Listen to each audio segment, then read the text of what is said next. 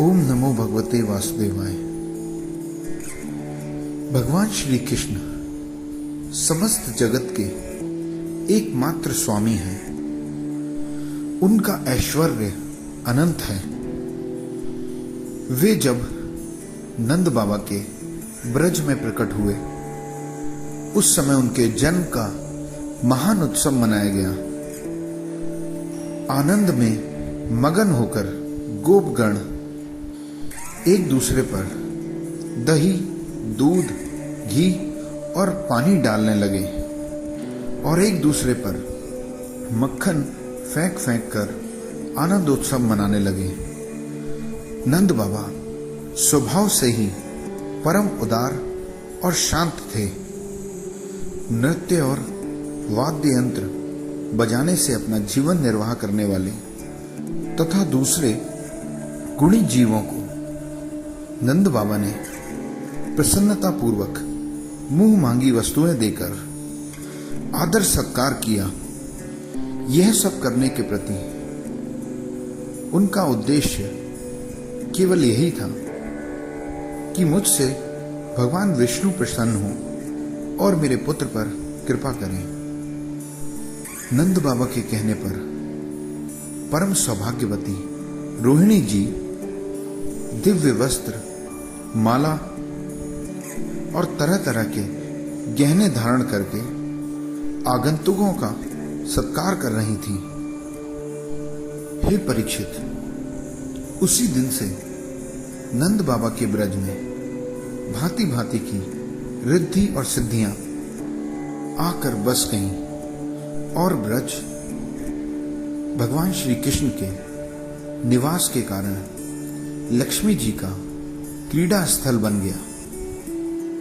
परीक्षित, कुछ दिनों के बाद नंद बाबा गोकुल का भार अन्य गोपों को सौंपकर कंस का कर चुकाने के लिए मथुरा चले आए।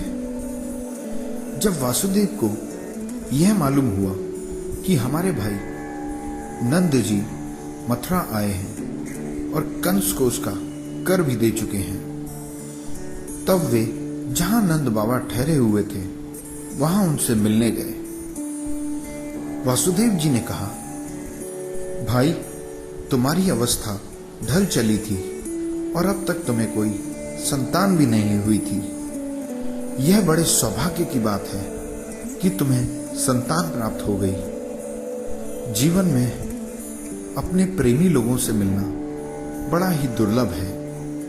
इस संसार का चक्र ही ऐसा है। जैसे नदी के तेज बहाव में बहते हुए लकड़ी के बेड़े और उनके तिनके सदा एक साथ नहीं रह सकते, वैसे ही सगे संबंधी और प्रेमियों का सदैव एक साथ रहना संभव नहीं है। परंतु सब चाहते तो साथ रहना ही है, क्योंकि सबका प्रारब्ध लिखने वाला तो ईश्वर है। वही एक दूसरे को मिलाता है और बाद में अलग भी कर देता है। भाई, मेरा पुत्र अपनी मां रोहिणी के साथ तुम्हारे ब्रज में रहता है। उसका लालन पालन तुम और यशोदा करते हो, इसलिए वह तो तुम्ही को अपना माता पिता मानता होगा। वह अच्छी तरह है ना?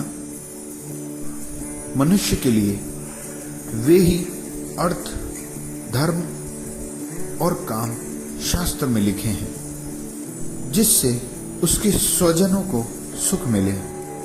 जिससे केवल अपने को ही सुख मिलता है, परंतु अपने स्वजनों को दुख मिलता है। वे धर्म, अर्थ और काम हितकारी नहीं है। हे नंद बाबा, प्राणियों के सुख दुख भाग्य पर निर्भर करते हैं। भाग्य ही प्राणी का एकमात्र आश्रय है। जो जान लेता है कि जीवन के सुख दुख का कारण उसका भाग्य ही है, वह उनके प्राप्त होने पर मोहित नहीं होता। वासुदेव जी कहते हैं, अब तुम्हें यहां अधिक दिन नहीं ठहरना चाहिए, क्योंकि गोकुल में बड़े उत्पात हो रहे हैं। श्री सुखदेव जी कहते हैं, हे परीक्षित, जब वासुदेव जी ने इस प्रकार कहा तब नंद आदि गोपों ने उनसे अनुमति लेकर वापस गोकुल की यात्रा की।